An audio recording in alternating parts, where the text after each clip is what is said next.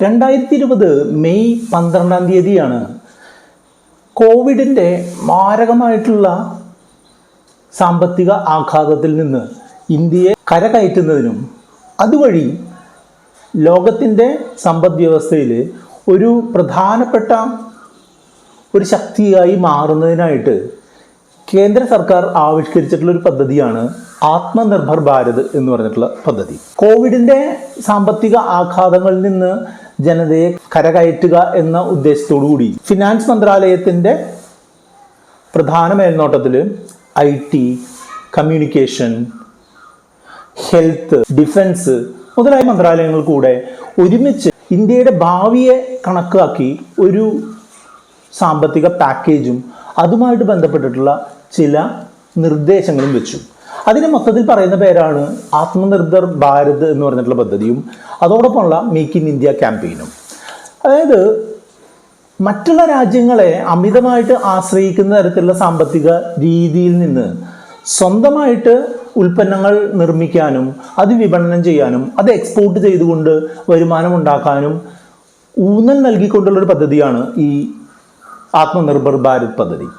അതിൻ്റെ ഗുണഫലങ്ങൾ ഏതാണ്ട് ചെറിയ രീതിയിലൊക്കെ വന്നു തുടങ്ങിയിട്ടുണ്ട്.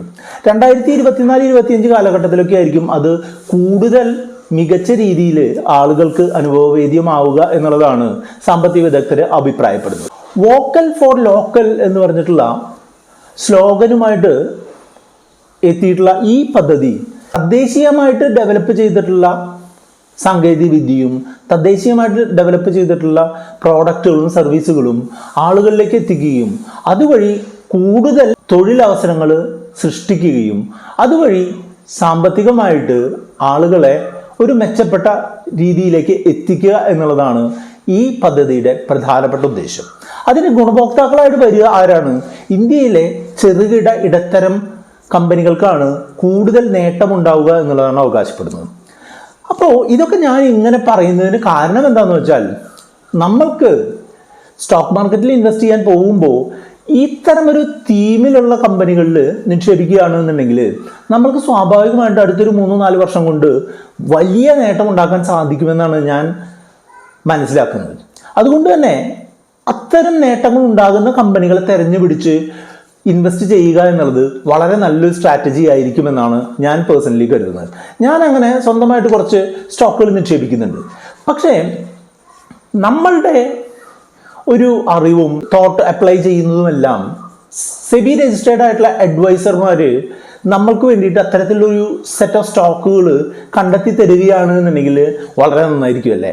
ആ ഒരു കാര്യത്തിനായിട്ടാണ് സ്മോൾ കേസുകൾ നിലവിലുള്ളത്. സ്മോൾ കേസ് എന്ന് പറഞ്ഞിട്ടുണ്ടെങ്കിൽ സെബി രജിസ്റ്റേർഡ് ആയിട്ടുള്ള അനലിസ്റ്റുകൾ ഒരു പ്രത്യേക തീമിൻ്റെയോ ഒരു പ്രത്യേക കാര്യവുമായിട്ട് ബന്ധപ്പെട്ടോ ഉള്ള ഒരു സെറ്റ് ഓഫ് സ്റ്റോക്കുകൾ ഒരു ഗ്രൂപ്പ് രൂപത്തിൽ അവതരിപ്പിക്കുകയും അത് നമ്മളുടെ ട്രേഡിംഗ് അക്കൗണ്ട് വഴി വാങ്ങി നമ്മളുടെ ഡിമാറ്റ് അക്കൗണ്ടിൽ സൂക്ഷിക്കുകയും ചെയ്യുന്ന രീതിയാണ് സ്മോൾ കേസുകൾ എന്ന് പറയാം. ഒരു ഐഡിയ ബേസ്ഡ് ആയിട്ടുള്ള ഒരു ഇൻവെസ്റ്റ്മെന്റ് ആണ് സ്മോൾ കേസുകൾ ഫോളോ ചെയ്യുന്നതെന്ന് വേണമെങ്കിൽ പറയാം. അതുമാത്രമല്ല, നമ്മൾക്ക് പൂർണ്ണമായിട്ടും ഈ സെബി രജിസ്റ്റേർഡ് അനലിസ്റ്റുകൾ ഫോളോ ചെയ്യുന്ന രീതി തന്നെ ഫോളോ ചെയ്യണമെന്ന് നിർബന്ധമില്ല.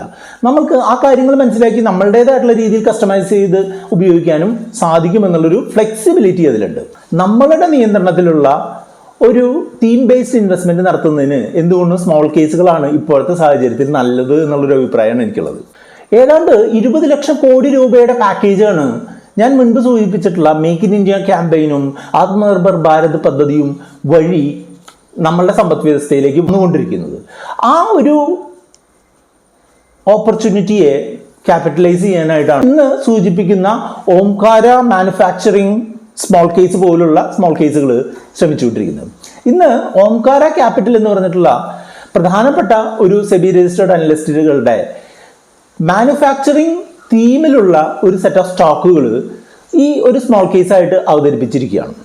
ഒരു കാര്യം പറയാനുള്ളത് എന്താണെന്ന് വെച്ചാൽ, ഇതൊരു ചെറുകിട ഇൻവെസ്റ്റർമാർക്ക് പറ്റുന്ന ഒരു ഏർപ്പാടല്ല എന്നുള്ളതാണ് എൻ്റെ അഭിപ്രായം. അതായത് ഇതിൻ്റെ ഒരു മിനിമം ഇൻവെസ്റ്റ്മെന്റ് എന്ന് പറഞ്ഞിട്ടുണ്ടെങ്കിൽ ഒരു സെറ്റ് ഓഫ് സ്റ്റോക്കുകൾ വാങ്ങുന്നതിന് ഈ വീഡിയോ ഷൂട്ട് ചെയ്യുമ്പോൾ 74,909 രൂപയാണ് വേണ്ടത്. അതേപോലെ തന്നെ ഇവരുടെ റിട്ടേൺ എന്ന് പറഞ്ഞിട്ടുണ്ടെങ്കിൽ വളരെ ഇംപ്രസീവ് ആണ്. 20% മുകളിൽ റിട്ടേൺ തന്നിട്ടുള്ള അത്യാവശ്യം നല്ല റിസ്ക് ഉള്ള ഒരു ഇൻവെസ്റ്റ്മെന്റ് ആണ്. അതുകൊണ്ട് തന്നെ ചെറുകിട ഇൻവെസ്റ്റർമാർക്ക് ഇത് ചിലപ്പോൾ അത്ര യോജിച്ചു എന്ന് വരില്ല.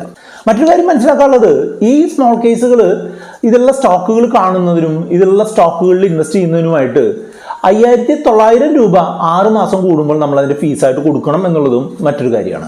അപ്പം മൊത്തത്തിൽ നോക്കുമ്പോൾ ഒരു 5 ലക്ഷമോ അതിൽ കൂടുതലോ ഒക്കെ ഇൻവെസ്റ്റ് ചെയ്യാൻ പറ്റുന്ന ആളുകൾക്ക് അത്യാവശ്യം 20% നേട്ടം തന്നിട്ടുള്ള ഒരു സെറ്റ് ഓഫ് സ്റ്റോക്കുകൾ ഇൻവെസ്റ്റ് ചെയ്യാൻ താല്പര്യമുണ്ട് എന്നുണ്ടെങ്കിൽ നിങ്ങൾക്ക് ഈ വീഡിയോയുടെ ഡിസ്ക്രിപ്ഷനിലുള്ള ലിങ്ക് ഉപയോഗിച്ച് നിങ്ങൾക്ക് ആ സ്മോൾ കേസുകളോ അതുപോലുള്ള മറ്റുള്ള സ്മോൾ കേസുകളോ നിങ്ങൾക്ക് വാങ്ങിക്കാവുന്നതാണ്. ഈ വീഡിയോ ഷൂട്ട് ചെയ്യുന്ന സമയത്ത് സ്വാതന്ത്ര്യദിനത്തിന്റെ ഭാഗമായിട്ട് ഒരു ഓഫറും നടക്കുന്നുണ്ട് എന്നുള്ളതാണ് മനസ്സിലാവുന്നത്. അതായത് നമ്മളുടെ ഈ സബ്സ്ക്രിപ്ഷൻ ചാർജുകളിൽ 25% ഡിസ്കൗണ്ട് കിട്ടുന്നതിനായിട്ട് ഈ വീഡിയോയുടെ ഡിസ്ക്രിപ്ഷനിലുള്ള ലിങ്കും കൂപ്പൺ കോഡും നിങ്ങൾക്ക് ഉപയോഗിക്കാവുന്നതാണ്. ഇന്ത്യയുടെ GDP $1 ട്രില്യൺ വളർത്തുക എന്നുള്ളതാണ് നമ്മളുടെ രാജ്യത്തിന്റെ അടുത്ത ഒരു മൈൽ സ്റ്റോൺ ആയിട്ട് കാണുന്നത്. അത് അടുത്ത് തന്നെ ആ ഒരു അച്ചീവ്മെന്റ് ഉണ്ടാവും എന്നുള്ളതാണ് നമ്മൾക്ക് മനസ്സിലാവുന്നത്. ആ ഒരു രീതിയിലുള്ള ഒരു മുന്നേറ്റമാണ് ചെറുകിട ഓഹരികളിൽ ഈ അടുത്ത കാലത്ത് നടന്നിട്ടുള്ളത്. അതിൻ്റെ ഒരു കണ്ടിന്യൂഷൻ ആയിട്ടായിരിക്കും അടുത്ത 1-2 വർഷത്തേക്ക് ഓഹരി വിപണി മുന്നോട്ട് പോകുന്നത് എന്നുള്ളതാണ് നമുക്ക് മനസ്സിലാവുന്നത്. അപ്പോൾ ഇത്തരം കമ്പനികളിൽ ഉണ്ടാവുന്ന വളർച്ച അതിൻ്റെ സ്റ്റോക്കുകളിൽ റിഫ്ലക്റ്റ് ചെയ്യുകയും അത് ആ സ്റ്റോക്ക് വിലകൾ കാര്യമായിട്ട് ഉയരാനുള്ള സാധ്യതയും നമ്മൾ കാണുന്നുണ്ട്. പക്ഷേ അത് നമ്മൾ ഉദ്ദേശിക്കുന്ന സ്റ്റോക്കുകൾ കൃത്യമായിരിക്കണം എന്നുള്ളതാണ് ഇതിലെ ഏറ്റവും പ്രധാനപ്പെട്ട കാര്യം. സ്മോൾ ക്യാപ്പ് ഓഹരികൾ താരതമ്യേന റിസ്ക് കൂടിയിട്ടുള്ള ഓഹരികളാണെന്ന് നിങ്ങൾക്ക് അറിയാമല്ലോ. അപ്പോൾ നമ്മൾ കൃത്യമായിട്ടുള്ള ഓഹരികൾ പിക്ക് ചെയ്യുകയാണെന്നുണ്ടെങ്കിൽ നമുക്ക് വലിയ നേട്ടം ഉണ്ടാവാനും ഓഹരി പിക്കിംഗ് കറക്റ്റ് അല്ല എന്നുണ്ടെങ്കിൽ വലിയ നഷ്ടം ഉണ്ടാവാൻ സാധ്യതയുണ്ട് എന്നുള്ളതാണ് സ്മോൾ ക്യാപ്പ് ഇൻവെസ്റ്റ്മെന്റിന്റെ ഏറ്റവും ബുദ്ധിമുട്ടുള്ള ഭാഗം. അതുകൊണ്ട് തന്നെ രജിസ്റ്റേർഡ് ഇൻവെസ്റ്റ്മെന്റ് അഡ്വൈസർമാർ സജസ്റ്റ് ചെയ്യുന്ന സ്റ്റോക്കുകളിൽ ഇൻവെസ്റ്റ് ചെയ്യായിരിക്കും കൂടുതൽ നന്നാവുക എന്നുള്ളൊരു അഭിപ്രായമാണ് എനിക്കുള്ളത്. നിങ്ങൾ ഇപ്പോൾ കാണുന്നത് പോലെ ഈ സ്മോൾ കേസുകൾ സാധാരണ ഒരു സ്മോൾ ക്യാപ്പ് ഓഹരികളെക്കാൾ വളരെ മികച്ച റിട്ടേൺ തന്നിട്ടുള്ളതാണെന്ന് നിങ്ങൾക്ക് ഇതിൽ നിന്ന് കാണാനായിട്ട് സാധിക്കും. കാരണം എന്താണെന്ന് വെച്ചാൽ നിങ്ങൾ ഇവിടെ കാണുന്ന പോലെ 91 രൂപ 100 രൂപ 91 ആയി മാറുന്ന ഒരു അവസ്ഥയാണ് ഈ അടുത്ത കാലത്ത് സ്മോൾ ക്യാപ്പ് ഓഹരികളിൽ ഉണ്ടായിട്ടുള്ളത്. പക്ഷേ അതേസമയം ഈ small cap ഓഹരികളിൽ അധിഷ്ഠിതമായിട്ടുള്ള Omkara manufacturing small കേസിലാണ് നിങ്ങൾ നിക്ഷേപിച്ചിരുന്നതെന്നുണ്ടെങ്കിൽ 100 രൂപ നിങ്ങളുടെ 121 രൂപയായിട്ട് വർദ്ധിക്കുന്നതായിട്ട് കാണാം. അപ്പോൾ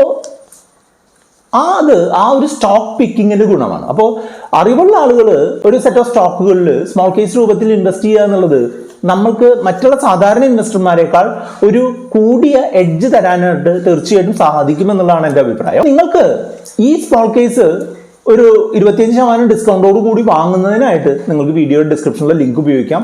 സ്വാതന്ത്ര്യത്തിൻ്റെ 75ാം വാർഷികം ആഘോഷിക്കുന്ന ഈ വേളയിൽ സ്മോൾ കേസ് ഇന്ത്യയിൽ ഗ്രോത്ത് തരാൻ സാധ്യതയുള്ള ഒരു സെറ്റ് ഓഫ് സ്മോൾ കേസുകൾക്ക് 25% ഫീസ് ഒഴിവാക്കിയിട്ടുണ്ട്.